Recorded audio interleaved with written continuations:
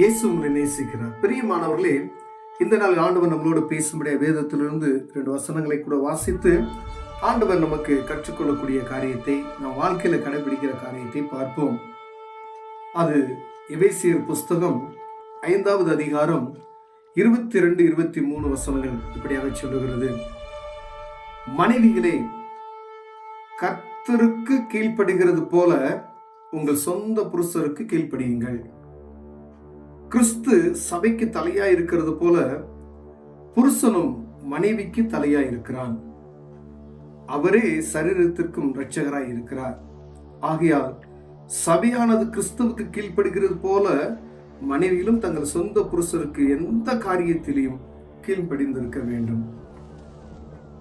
பிரியமானவர்களே, ஒவ்வொரு பெண்களுக்கும் வேதத்தில் எழுதியிருக்கிற பாருங்க, விசேஷமாய் மனைவிகளே அப்படின்னு சொல்லி அப்போஸ்தலனாகிய பவுல் எபேசிய திருச்சபைக்கு எழுதும் பொழுது ஆண்டவருடைய வார்த்தைகளை அவர் அறிவிக்கிறது நான் பார்க்க முடிகிறது. பிரியமானவர்களே, ஒவ்வொரு கணவன் மனைவிக்குள்ள காணப்படுகிற இந்த ஒருமனப்பாட்டை, சமாதானத்தை கூறும்படியாய் மனைவிகளுக்கு, பெண்களுக்கு சொல்லுகிற ஒரு ஆலோசனையாக ஒரு எழுதி வைத்திருக்கிறார்.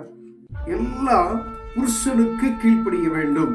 எந்த காரியத்திலும் தன் புருஷனுக்கு கீழ்ப்படிய கர்த்தருக்கு கீழ்ப்படுகிறது போல அப்படின்னு சொல்லி ஆரம்பிச்சிருக்காரு பாருங்க. அப்ப ஒவ்வொரு பெண்களும் கர்த்தருக்கு கீழ்ப்படுகிறீர்களா என்று பார்க்கும்படிய ஆண்டவர் இந்த நாள் உங்களோடு பேசிக் கொண்டிருக்கிறார். பிரியமானவர்களே, முதல்ல ஒவ்வொரு பெண் குடும்ப தலைவியை அப்படின்னு நீங்க சொல்லி இருப்பீங்க அப்படின்னு சொன்னா, உங்க கீழ்ப்படிதல் முதல்ல கர்த்தருக்கு இருக்கிறதா? நீங்க காலையில் எழுந்ததும் தேவ சமூகத்துக்கு போறீங்களா? எழுந்ததுமே ஜெபம் செய்து வேதம் வாசித்து அந்த குடும்பத்தை ஆரம்பிக்கிறதுல தேவ பயத்தோடு நீங்க நடத்துறீங்க அப்படின்னு சொன்னாதான் அடுத்த காரியத்துக்கு நம்ம பேசப்படியே பாருங்க. அப்ப அவர் ஆரம்பிக்கும் போதே கர்த்தருக்கு நீங்கள் கீழ்ப்படுகிறது போல அப்படின்னு சொல்லிட்டாரு. அப்ப ஆண்டவருக்கு ஃபர்ஸ்ட் நீங்க எப்படி கீழ்ப்படுகிறீங்க? ஆண்டவருக்கு நீங்க கீழ்ப்படிஞ்சீங்கன்னா தான் அடுத்து உங்க புருஷருக்கு என்ன செய்ய முடியும்? நீங்க கீழ்ப்படிய முடியும் பாருங்க. அப்ப அநேக ஸ்திரீகள் என்ன செய்யறாங்க, இந்த காலம் இப்ப இருக்கக்கூடிய காலகட்டத்தில் அசால்ட்டா பேசுறாங்க. கணவன்னா மரியாதை இல்லாம பேசுறாங்க. அநேக பேரு அவர் தரக்குறைவாய் பேசுகிறது. எந்த இடத்துலையும் தன் கணவனை விட்டு கொடுக்க கூடாது புருஷன். ஏன்னு கேக்குறீங்களா? நீங்க திருமணம் பண்ணும்போது என்ன, சரீரத்துக்கு சரீரம், எலும்புக்கு எலும்பும், சதைக்கு சதையும், பலவீனத்திலும் சுகத்திலும் சுகவீனத்திலும் எல்லாத்தையும் சொல்லி திருமணம் செய்து கொள்ளுறீங்க. இப்ப ஆண்டவர் முன்னிலை இப்படி நீங்க வாக்கு கொடுத்துட்டு அவரை கொஞ்சம் ஏதோ ஒரு பலவீனம் ஆயிட்டாலோ இல்ல ஏதோ ஒரு காரியத்துல குறைவுபட்டுட்டாலோ அவரை தரைக்குறைவாய் நீங்க நடத்துனீங்க அப்படின்னு சொன்னா ஆண்டவருக்கு கணக்கு கொடுக்கணும். பிரியமானவர்களே, ஏன்னா ஆண்டவர் சொல்லுகிறார், அவர் உங்களுக்கு நியமிக்கப்பட்ட உங்க விழா எலும்பு, ஒரு மனிதனுடைய ஆணினுடைய விழா எலும்பு தான் நீங்க அந்த அப்ப உங்க புருஷனுக்கு எப்படி கீழ்ப்படின்னு பாருங்க. கர்த்தருக்கு கீழ்ப்படுகிறது போல முதல்ல ஃபர்ஸ்ட் கர்த்தருக்கு, ரெண்டாவது உங்களுக்கு சொல்லப்படுகிற காரியம் உங்க புருஷனுக்கு, சொந்த புருஷனுக்கு நீங்க என்ன செய்யணும்? கீழ்ப்படியணும்னு சொல்லி வேதம் சொல்லுகிறது. பிரியமானவர்களே, அவரை விட்டு கொடுக்காதபடி பேசுங்க. மற்ற இடத்துல அவரை எப்ப எங்கேயும் ஒருவேளை அவர் சோர்வா இருக்கும் பொழுது உங்க வார்த்தைகள் அவர் என்ன செய்யலாம்? தேற்றலாம். பலவீனமான இருக்கிற நேரத்துல அவங்கள பலப்படுத்தலாம். நீங்க அவங்க நல்ல உதவி செய்யலாம். சோர்வான இருக்கிற நேரத்துல ஆறுதலான வார்த்தைகளை சொல்லி நீங்க அவங்களை தேற்றலாம். பிரியமானவர்களே, அநேக ஸ்திரீகள் அப்படி செய்கிறார்கள். அவங்க உயர்வுக்கு, ஒரு கணவனுடைய உயர்வுக்கு மனைவியே அநேக இடங்கள்ல நம்ம பார்க்க முடிகிறது. கேட்டா அப்படின்னு சொன்னா, இந்த என்னுடைய உயர்வுக்கு என் மனைவி தான் அப்படின்னு சொல்லி சொல்லுவாங்க. பாத்துக்கீங்க. அப்ப அந்த அளவுக்கு ஒவ்வொரு ஸ்திரீகளும் தன் கணவனுக்கு நீங்க உதவி செய்தீர்கள் என்றால், அவர் ஒருவேளை ஒருத்தர் மதுபானத்தை குடித்து வச்சுட்டு அடிக்கிறாங்க அப்படின்றாங்க, அவங்க சரியா பணம் கொடுக்கல, அந்த மாதிரி காரியங்கள்லாம் சொல்றாங்க. பாத்தீங்களா? நீங்க தேவ சமூகத்துக்கு போகணும்.